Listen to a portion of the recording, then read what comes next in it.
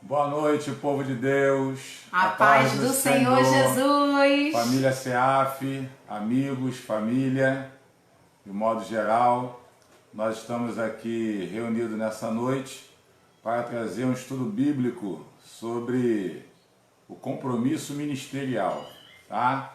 E antes de nós começarmos o estudo, quero pedir à pastora Fabiana para estar orando, apresentando Amém. Esse estudo em nome de Jesus. Senhor, meu Deus e meu Pai, em nome de Jesus eu quero te louvar nesta noite. Senhor, pedir mais uma vez perdão dos nossos pecados. Senhor, te agradecer porque estamos aqui, o Senhor tem nos guardado. Senhor, que esse estudo possa entrar nos corações e nas mentes e que nós possamos sair, ó Pai, entendendo o que o Senhor espera de nós ministerialmente falando. Senhor, qual o propósito de sermos de ministério? Pai, em nome de Jesus, o que fazer no ministério? Qual a posição, Senhor, diante do ministério pastoral? Senhor, abre a nossa mente, o nosso coração. Fala conosco, Espírito Santo de Deus, nesta noite, em nome de Jesus. Amém, Senhor, e amém. Amém, graças a Deus. Queria que você que nos acompanha pegasse sua Bíblia em 1 Coríntios capítulo 4, apenas o versículo 1 e 2, que vai dizer assim: que os homens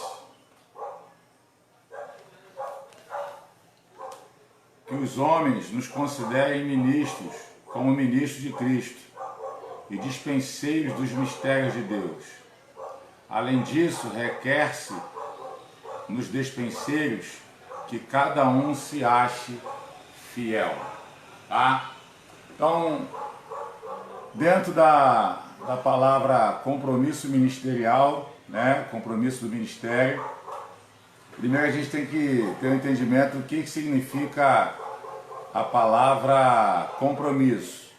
A palavra compromisso é um acordo realizado entre duas partes, tá? Em prol de um propósito que vai ser estabelecido entre as duas partes. Tá? E a palavra ministério está aqui. O apóstolo Paulo, ele identifica um problema na igreja de Corinto, uma igreja que era recheada de dons espirituais, mas havia muita discordância com relação ao serviço. Então, quando ele vai dizer assim, que os homens nos considerem como ministro de Cristo, essa palavra que está escrita na sua Bíblia e na minha, ministro, ela vem da palavra grega rupereta, tá? A palavra grega rupereta nada mais é do que o remador do navio das embarcações antigas. Como é que funcionavam as embarcações antigas? Os escravos ficavam na parte de baixo, os ruperetas, e eles remavam e faziam o barco andar. Eles faziam o barco prosseguir, navegar. O que a gente entende com isso, com a palavra ministro, ministério? Nada mais é do que servir sem ser visto. Tá? Ninguém estava vendo aqueles homens remando. Tá? Mas todos estavam vendo o barco navegando. Então, o sentido da palavra ministério, o compromisso ministerial, é um acordo que nós fazemos com Deus para realizar a sua obra. Tá? E dentro desse acordo que nós fazemos com Deus, o primeiro entendimento da palavra ministério, que ela tem que estar bem posicionada na nossa mente, é a palavra servir. Se você for ver lá em Marcos 10, 45, você vai ver o maior exemplo de ministério, que é o Senhor Jesus. Então, Marcos 10, 45, vai falar assim: porque o Filho do Homem também não veio para ser servido, mas para servir e dar a sua vida em resgate de muitos. Mas quando a gente fala de ministério, a gente está falando de uma organização para o serviço para a igreja, tá? Para o ambiente chamado igreja física e também a igreja fora das quatro paredes. Então, quando a gente olha na Bíblia, a partir do Novo Testamento, a gente vai ver Deus se preocupando, né, com o serviço na igreja. A gente vê a igreja nascer ali em Mateus 16, né? E a gente vai ver a concretização desse projeto ali em Atos capítulo 1 e 2. A gente vai ver a igreja nascer, ela vai tomar forma, e conforme ela vai tomando forma, vão surgindo os problemas, né? E o ministério, o compromisso ministerial que nós aceitamos da parte de Deus, nada mais é para resolver os problemas que acontecem dentro da casa do Senhor. Auxiliar, né? E a gente vai fazer com que esse barco chamado igreja, essa navegação, venha seguir o seu caminho, tá? A obra não pode parar, tá? Então, o compromisso ministerial está mais atrelado a isso, você entender que você foi chamado para servir, e é um servir sem ser visto, tá? É um servir sem você querer nada em troca. Então, dentro da organização da igreja primitiva, a gente vai ver ali em Atos capítulo 6, por exemplo, que surge um problema entre as viúvas gregas e as viúvas judias. Então as viúvas gregas vão chegar diante dos apóstolos e vão questionar que elas não estavam sendo assistidas como deveria ser, tendo em vista que elas estavam observando que as viúvas judias estavam sendo servidas conforme diz a palavra. Então ali houve-se a necessidade de constituir diáconos. A palavra diáconos a palavra diácono vem da palavra diaconia, ou diáconos, do grego, que significa servo, escravo, serviçal, tá? Então a gente vai ver essa necessidade, e ali a gente vai ver o nascimento do ministério diaconal da igreja. O ministério diaconal nada mais é do que o ministério para servir, tá? Ele tem a função de fazer o serviço na casa do Senhor. Pastor, que serviços são esses?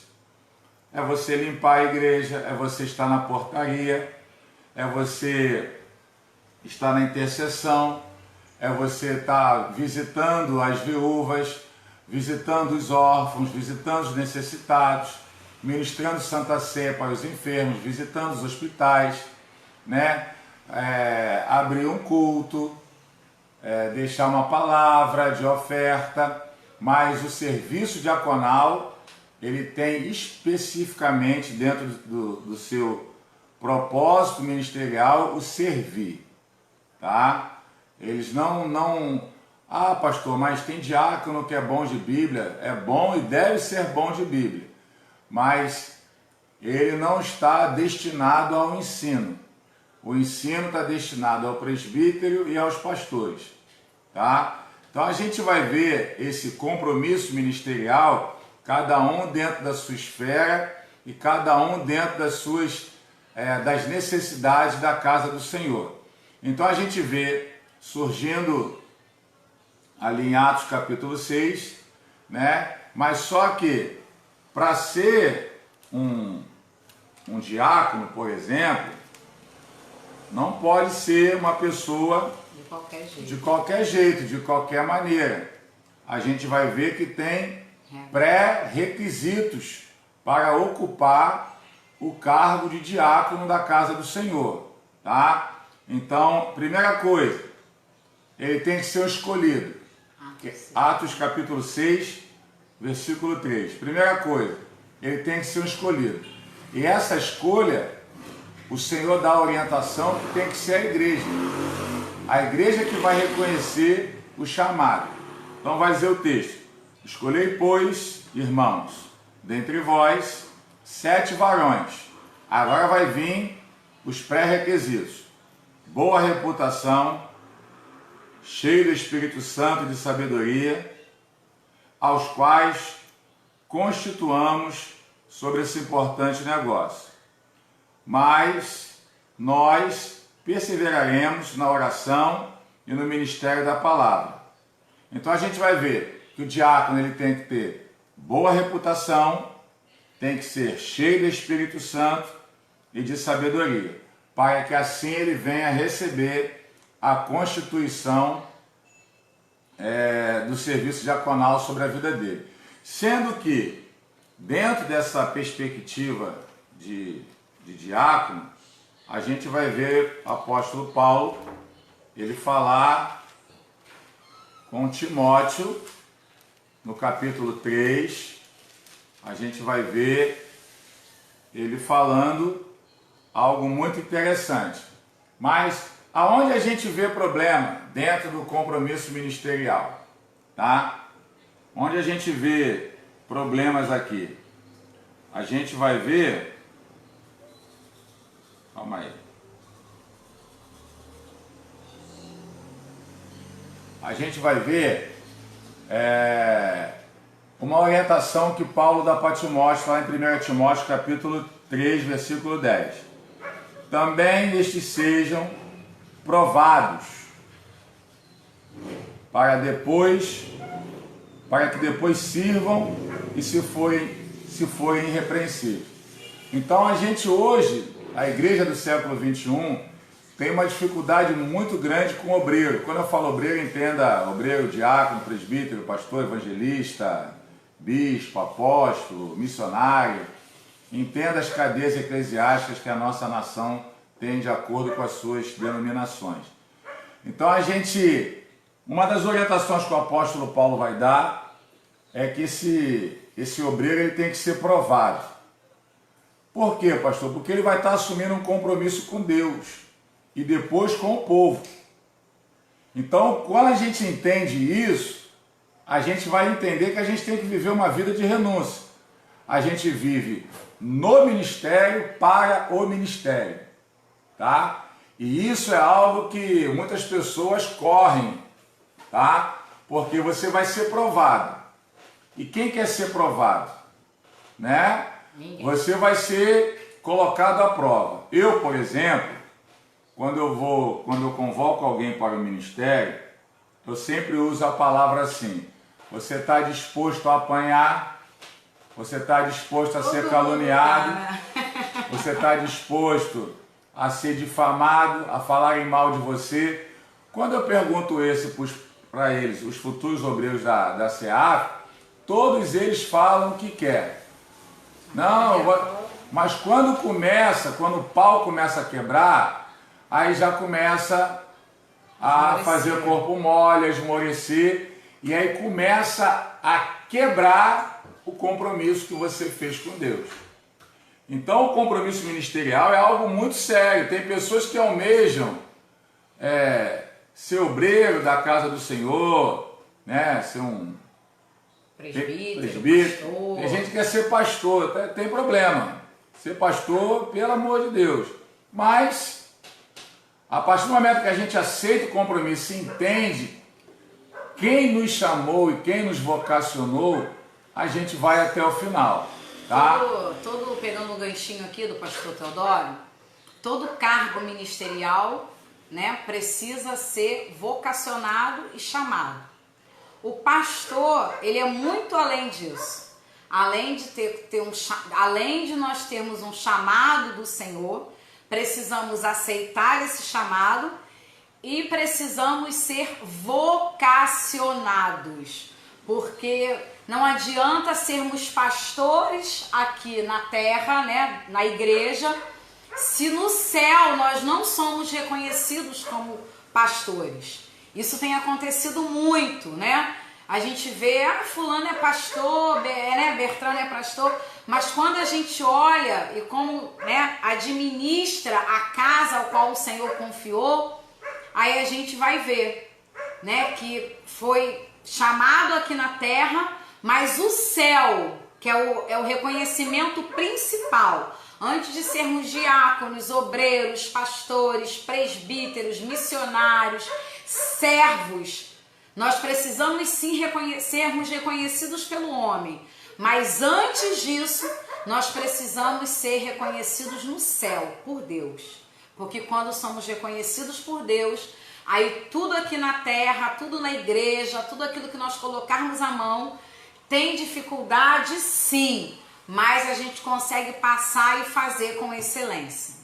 Aí, dentro desse contexto de ministério, né, o compromisso ministerial de você ter o ministério, tá, de servir, eu estou trazendo para o lado eclesiástico, mas tem ministério de louvor, ministério de dança profética. E a palavra ministério significa servir, tá? Mas eu quero trazer para dentro de uma realidade, de uma hierarquia eclesiástica, tá? E dentro dessa realidade, coisas que a gente precisa entender. O obreiro precisa ser piedoso, o obreiro precisa ter paixão pela obra, ter uma vida de santidade, ter uma vida de oração, uma vida de ter sede em aprender. A gente vê hoje muitos obreiros rasos que não querem aprender a palavra, não dão valor ao ensino, ao estudo da palavra, e se tornam obreiros muitas das vezes desqualificados, tá? Então, assim, dentro desse contexto de ministério, a gente precisa carregar algumas coisas. A primeira coisa que a gente precisa carregar como ministro do Evangelho, dentro dessa matéria compromisso, a gente precisa ter uma vida de devocional, tá? Então, assim, pastor, o que é o devocional? O devocional é o teu relacionamento íntimo, particular que você tem com Deus. É a sua vida íntima com Deus, tá? Por exemplo, hoje à tarde eu estava no meu quarto estudando sobre o assunto, né? A gente se isola, quando a gente vai buscar uma palavra para ministrar, a gente se isola, vai estudar.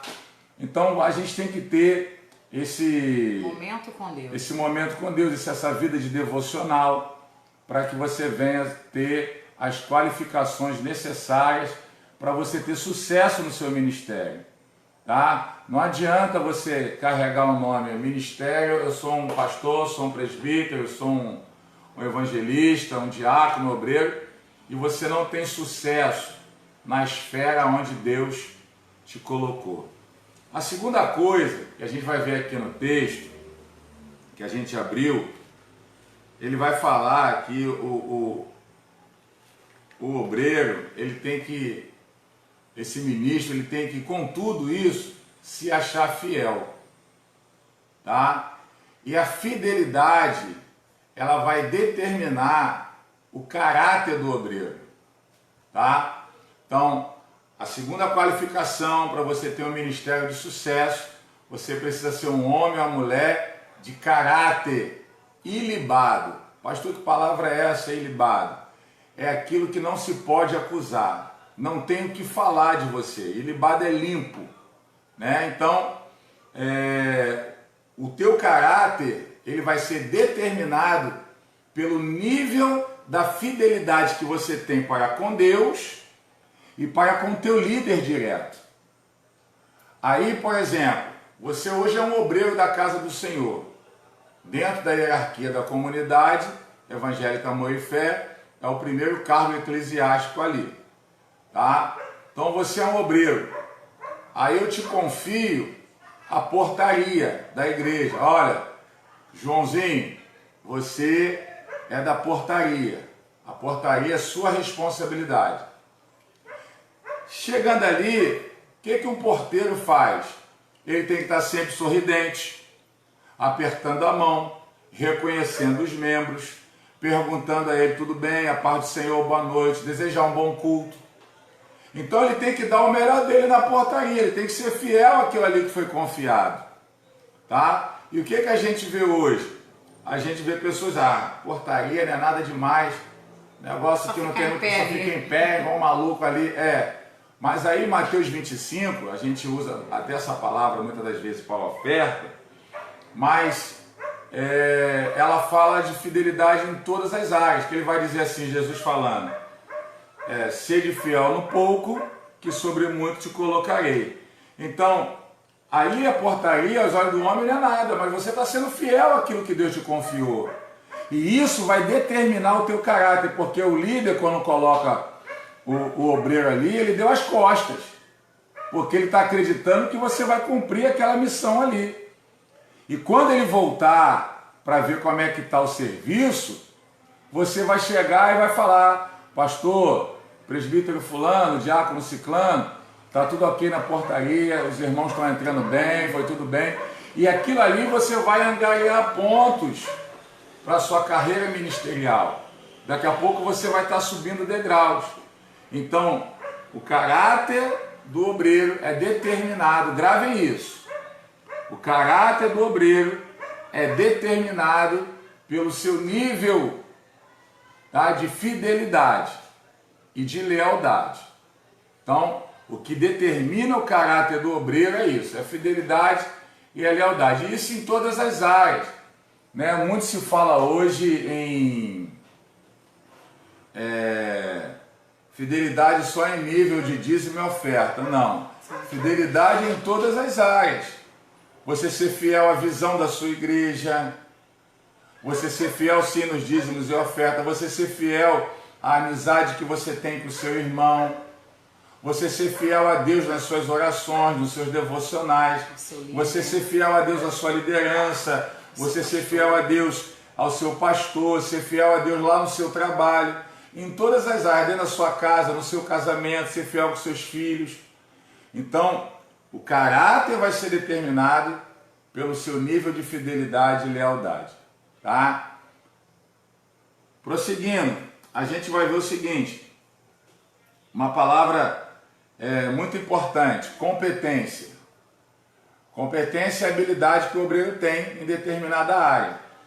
E dentro daquela competência ali, ele tem que fazer o melhor dele. Então o obreiro, eu sempre falo assim, aonde você for colocado, você tem que funcionar. Mas só que existem competências específicas. E eu, como líder, eu tenho que enxergar isso em você.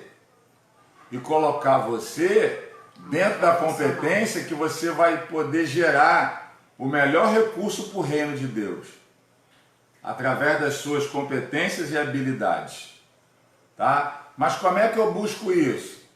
Através dos dons espirituais e ministeriais, que está em Efésios capítulo 4, e vai falar assim: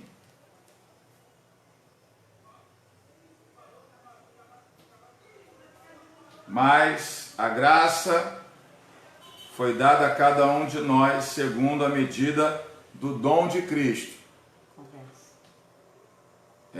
Efésios 4, verso 7. Mas a graça foi dada a cada um de nós segundo a medida do dom de Cristo. Pelo que diz, subindo ao alto, levou cativo o cativeiro e deu dons aos homens. Ora, isto ele subiu, que é, senão que também antes tinha descido às partes mais baixas da terra, aquele que desceu é também o mesmo que subiu acima de todos os céus para cumprir todas as coisas.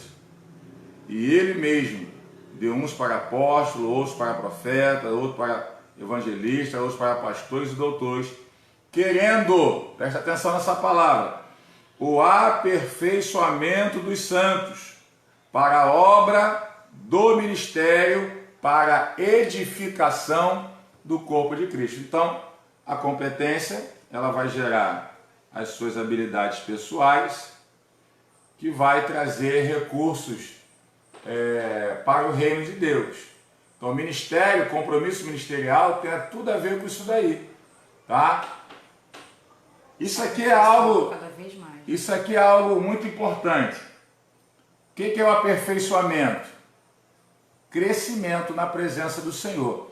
O que é o aperfeiçoamento? Você vai conseguir ter experiências positivas e negativas, e vai tirar aprendizado de cada uma delas. Isso é o aperfeiçoamento. E isso vai trazer edificação ao corpo de Cristo. Entendeu? Então, é você ter a capacidade, suas habilidades, seus dons para você fazer aquilo que é pertinente, que foi confiado em suas mãos. Outra coisa, para você ter um ministério de sucesso. Tempo para as tarefas. O cara quer ser obreiro, o cara quer ser diácono, quer ser presbítero, quer ser pastor, mas não tem tempo para a obra. E aí, como é que funciona isso? A obra requer tempo. Requer tempo. Dedicação. E tempo fala de dedicação, de renúncia, de choro, de lágrima.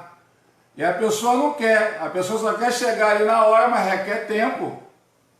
Requer muito tempo. Tempo para quê? Para você estudar, para você formar, para você ouvir pessoas, tá? Para você ter um ministério de sucesso, você tem que ter tempo para cumprir as tarefas e você tem que ter tempo para as pessoas. Você que tem um ministério, desenvolve liderança, e você não ouve o teu liderado, Fadado ao fracasso. você está fadado ao fracasso. Você não vai ser bem sucedido no compromisso ministerial que você tem com Deus. Então o tempo é um fator importantíssimo para você ter sucesso no seu ministério. Eu sempre ministro isso sobre a vida dos obreiros da SEAF. Eu sempre falo que eu era o último a sair da igreja. Eu só saía depois que meu pastor passava pela porta. E hoje a gente vê algo contrário, a gente vê o pastor saindo por último. O pastor saindo por último, entendeu? Aí vão falar assim, pô pastor, mas eu tenho que trabalhar. Mas na época eu também, eu tinha que acordar 4 horas da manhã. E às vezes saía 11 horas da noite para chegar em casa, dar atenção para a família, terça, quinta e domingo, nos cultos, né? E na quarta e na sexta, dormi 4 horas para estar no trabalho, pronto, 6h30 da manhã. Não morri, estou vivo, louvado seja Deus que eu tive essa escola na minha vida. Então, tem que aprender a ouvir seus liderados, porque a partir do momento que você ouvir, você vai desenvolver algo muito importante na liderança. É o tato, a sensibilidade. Porque eu não vou nem entrar na questão de exemplo. Acho que já falei de caráter, você tem que ser exemplo. Não vou entrar nessas questões aqui de ser exemplo, que eu já falei sobre o caráter, nível de fidelidade. Então, você precisa ter tempo para conversar, ouvir as pessoas, não ter pressa. Você vai ter sucesso no seu ministério se assim você entender esse nível de compromisso ministerial que a gente está falando aqui nessa noite, tá? Tempo para as pessoas. Outra coisa, tempo para formar outras pessoas. Outros líderes. Outros líderes. Essa é a maior virtude do líder. É você formar outro líder. Repreenda a síndrome de Saul na tua vida. Se caso você que está nos assistindo tenha. Pastor, que síndrome é essa? É aquela que não pode ver o pequeno crescer. Você vai ver lá a história que Davi chega, 1 Samuel 18, as mulheres chegam, Saul matou 1000 e Davi matou 10.000. Ali começou o problema na vida de Davi. Inveja. Por quê? Se Saul tem entendimento de liderança, ele vai falar assim, poxa, 1000 com 10 vira 11, vamos ser um exército vitorioso. Mas a mentalidade dele foi dividir. Ele matou 10.000, eu só matei 1000. Pô, mais do que eu. Uma coisa que eu sempre ensino no meu ministério, que o Senhor confiou a mim e a minha esposa, e a gente sempre ensina isso, a gente sempre fala para nós mulheres, vocês têm que ser melhor do que a gente. Em tudo. Em tudo. Pregue melhor, ore melhor, tenha uma vida de oração melhor, tudo, seja melhor, tá? Porque a gente tem que formar líder. E uma coisa que faz eu chorar, irmãos, assim, de alegria, é eu ver um liderado seguindo os meus passos. né? Aquilo que é bom, é claro. Aquilo que é ruim vai botar no bolso furado. Nós não somos perfeitos. Líder perfeito, só Deus, que foi o Senhor Jesus Cristo, aqui na terra. Tá? Então, dentro desse compromisso ministerial... Lúcia, eu quero ser apenas membro da casa de Deus. Até você como membro, você tem um compromisso com Deus. Aí o seu compromisso é só com Deus. Deus e seu pastor, mais ninguém. Tá? Então a gente tem que ter esse entendimento para que a gente venha buscar isso e ser fiel àquilo que Deus tem confiado nas nossas mãos. Então assim, para você ter sucesso, você precisa carregar isso. Outra coisa, disposição e disponibilidade. Você precisa entender a diferença das duas, eu vou ler aqui para você. Em uma equipe disposta, encontramos pessoas motivadas, com aquela energia contagiante que busca realizar tarefas com excelência. Contudo, sem disponibilidade, nada disso jamais seria possível. Encontrar pessoas que tenham uma das duas características pode ser prejudicial para o ministério, tá? Pois pessoas com tempo, mas sem disposição, tendem a ser voluntários ineficientes, tá? Do mesmo modo, os voluntários dispostos, mas indisponíveis. É por isso que defendemos que o corpo de voluntários tem que ser disposto e disponível. Então você tem que ser disposto e disponível. E quando a gente fala de disposição, é garra, disponível fala de tempo. Então a gente tem que ter... Não é que não tenha que trabalhar, mas é quando for solicitado, né, para a obra, para aquele momento, se você tem um tempo, né, que você esteja disponível para realizar aquilo que o seu líder te chamou, te convocou, né? Nós estamos nesse período, estamos enclausurados, né? Hoje o pastor falou: minha filha, você tá tristinha, o que você quer? Porque tem uma hora que a gente cansa de ficar dentro de casa, a gente é muito ativo, né? Eu gosto de ver pessoas, eu gosto de estar na igreja, eu amo estar na minha casa espiritual, eu amo estar na minha casa espiritual com os meus filhos espirituais, com meus filhos ministeriais, e a gente sente falta disso, né? E durante os cultos que nós estamos fazendo, né? Domingo, terça-feira nós fizemos online, nós convocamos alguns do Ministério de Louvor que sabíamos que poderiam estar naquele momento na casa do Senhor. Né, ó, pastor, eu estou disponível, eu sou voluntário, tenho disponibilidade e quero fazer isso. E foi uma bênção. Isso é disponibilidade. Todo mundo trabalha e disposição. Porque às vezes, né, nós vimos ali disposição, tivemos luta com a internet naquele dia. Não só nós, mas foi um bug que houve, todas as internets bugaram, né? As lives nós não conseguimos gravar, e ali estávamos todos intercedendo. Por isso que a gente fala, não adianta desespero. A gente começou a interceder e durante a nossa intercessão o Senhor deu uma luz e nós conseguimos gravar assim a live. Então assim, estávamos disponíveis e com disposição para fazer a obra do Senhor naquele momento. Outro fator para você ter muito sucesso no seu ministério, dentro do tema compromisso ministerial, uma palavra chamada cooperação. Olha que coisa interessante. A Bíblia vai relatar que Davi tem o desejo de construir um palácio para Deus, um templo para Deus, uma casa. Ele é reprovado por Deus, ele recebe a reprovação: você não vai construir casa nenhuma, meu nome. Deus confiou a planta na mão dele, mas não deixou ele construir. Isso aqui eu acho lindo desse texto ali, final de... Alain e Raquel. Brasília, Alain Brasília. e Raquel. Servimos junto lá em Tefé, meu irmãozão, minha irmãzona. Um beijo para você. Beijo para as crianças. Para as crianças também. Dá um beijo na sua mãe, Raquel, mulher de Deus. Então, a gente vai ver a cooperação de Davi aonde? Veja bem, ele era o rei. Ele estava vivo ainda. Mas ele recebe a notícia, ó, você não vai construir casa nenhuma no meu nome. Ele, ok, não vou construir, mas também não vou dificultar o caminho de quem foi autorizado a construir, que no caso, o filho dele, Salomão.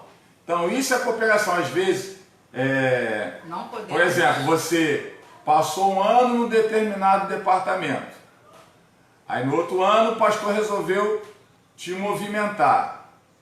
Mas pô, você tem uma experiência naquele departamento. E a pessoa que assumiu, às vezes não tem a experiência que você tem. Vai pedir a tua ajuda, aí você fala, não, é você que é o responsável, eu não vou fazer. É um pensamento errado. Então se você quer ter sucesso no seu ministério, você tem que aprender a ser um cooperador, um ajudador em todos os níveis, tá? Em todos os níveis você tem que ser um ajudador para que você venha ter sucesso no seu ministério. Mesmo que naquele momento você tá? não esteja à frente, você não seja o líder. Você vai estar ali para ajudar, tá? E para a gente estar encerrando aqui, quero falar aonde é o calcanhar de Aquiles de muitos líderes. O que, pastor? A comunicação. O líder que não conversa com a sua equipe. A equipe que não conversa com o líder. Os dois ninguém conversa. Você vai estar fadado ao fracasso, tá? Ao insucesso no seu ministério, tá? Porque um dos sinais de sucesso ministerial é a prosperidade quantitativa, tá? É alguém te confiar algo pequeno e aquele algo pequeno crescer. Por quê? Vai ser testado o seu nível de fidelidade. Então você tem que ser uma pessoa comunicativa.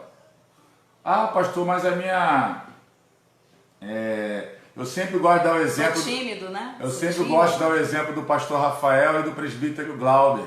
E o meu, sou tímida. Não, a pastora não é professora, não é tímida. Mas...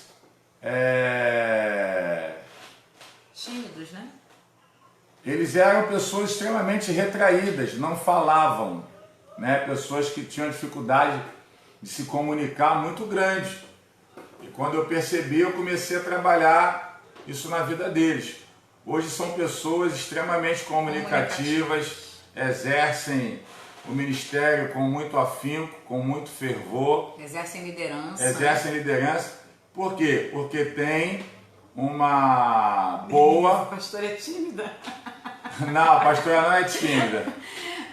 Irmão Lúcio, a gente também te ama, você mora no nosso coração. Nós amamos você, tá, meu amor?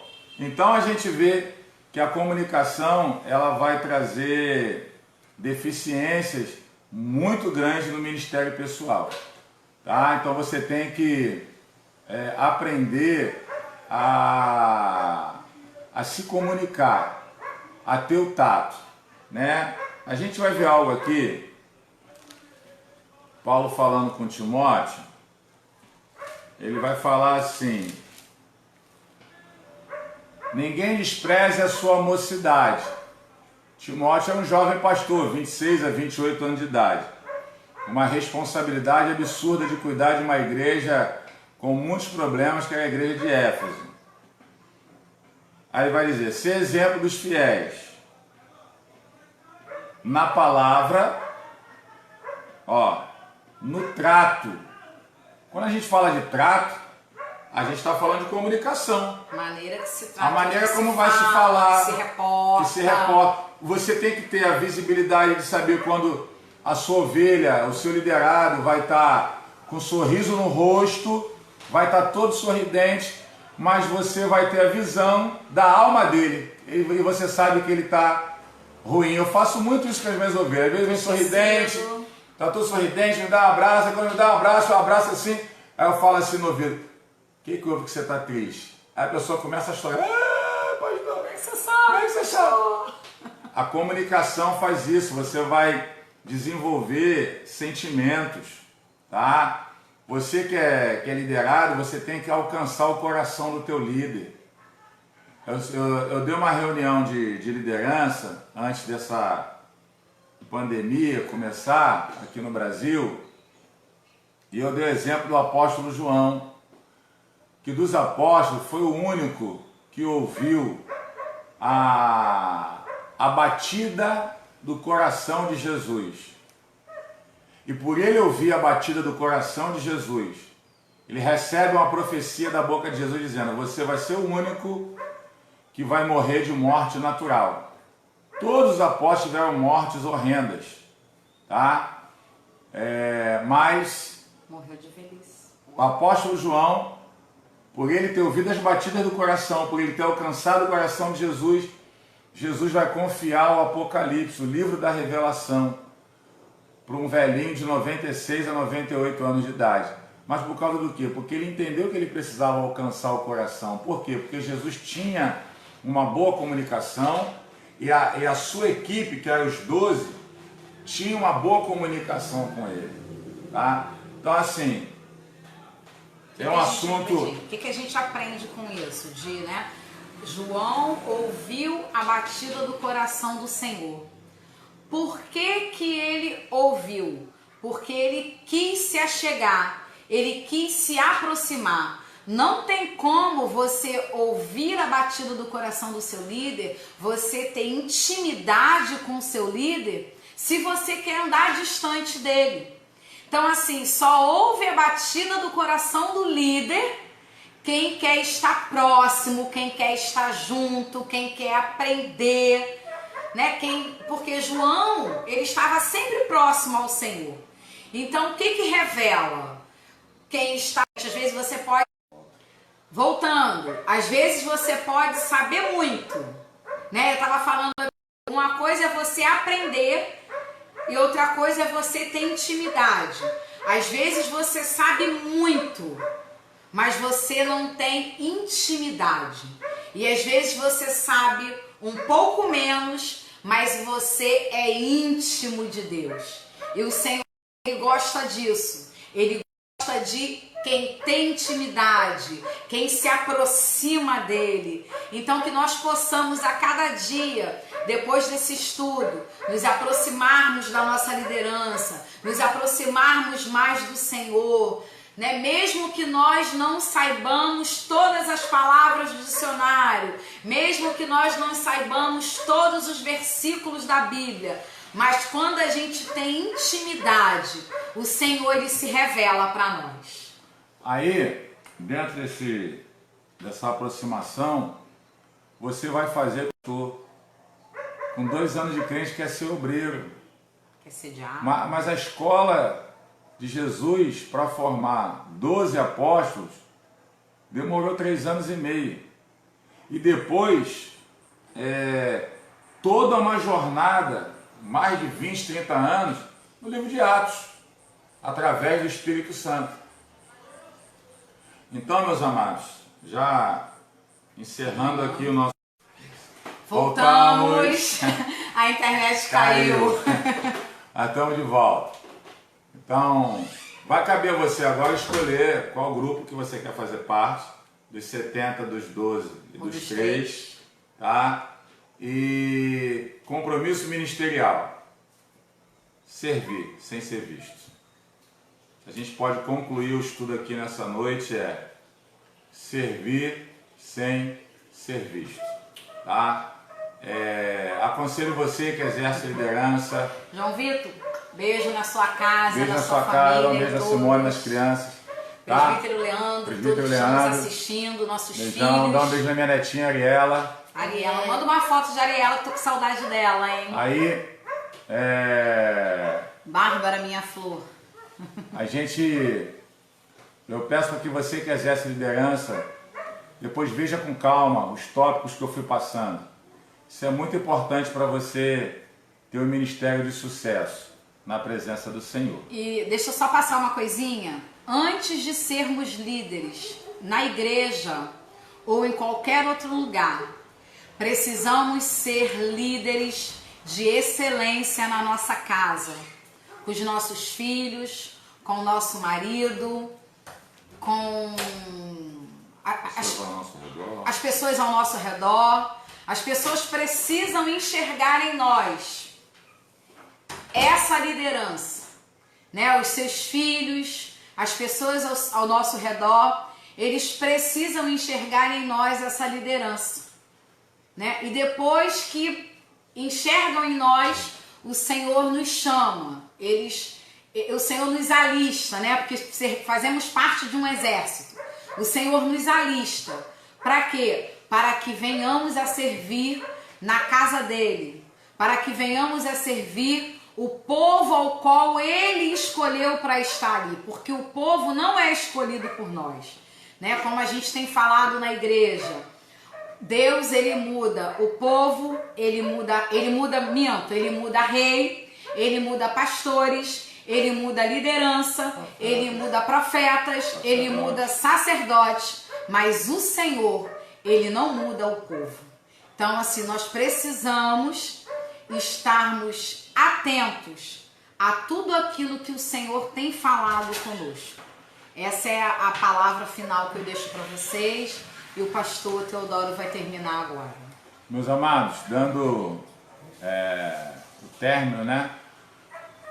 Para a gente, pastores, a gente está entre a cruz e a espada, com tudo isso que a gente está vivendo nesse momento agora, de pandemia, se vai ter culto, se não vai. Nós temos buscado a orientação do Espírito Santo, nós temos acompanhado as reportagens, tá? E a gente chegou numa seguinte conclusão. Nós somos formadores de opinião, como pastores, né, de igreja, uma igreja, graças a Deus, bem estruturada aqui na nossa região, no Jockey, no Arsenal, no Novo México. É uma igreja que, louvado seja Deus, tem feito a diferença, né, onde está implantada, tem vivido o Evangelho do Reino de Deus, e nós engrandecemos o nome do Senhor por isso. Mas a quarentena no Brasil começou dia 16 de março, tá? E falou em 14 dias. Então vai dar... Júlia, chama seu irmão lá. Júlia não quer aparecer que ela tá com o cabelo despenteado. Aí, conclui Dá só aqui... um tchauzinho aqui com sua mão. Mão da Júlia. Vamos reorganizar o pensamento de novo aqui. Não me interrompa mais com esse negócio. Então, começou dia 16, a gente tem estudado a Organização Mundial de Saúde, Ministério da Saúde brasileiro, a gente tem visto o que tem acontecido nas nações europeias, né, nos Estados Unidos, o que está acontecendo. A gente tem visto esse vírus com uma velocidade muito grande. Então, assim, os médicos, os especialistas, estão dizendo que a curva está pegando, vai perder força a partir de domingo agora. Então, esse domingo agora, o nosso culto vai ser online, a partir das 18h30, tá? O nosso culto vai ser online.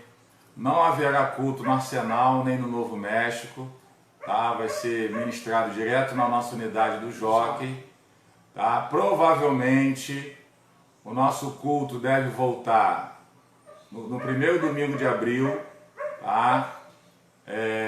Mesmo assim, devidas precauções, provavelmente a gente vai estar fazendo 2 cultos no Jockey, o culto no Arsenal a gente... Dá para fazer um. Dá para fazer mas a gente vai ter toda uma preocupação, intervalo de cadeiras ali, tá?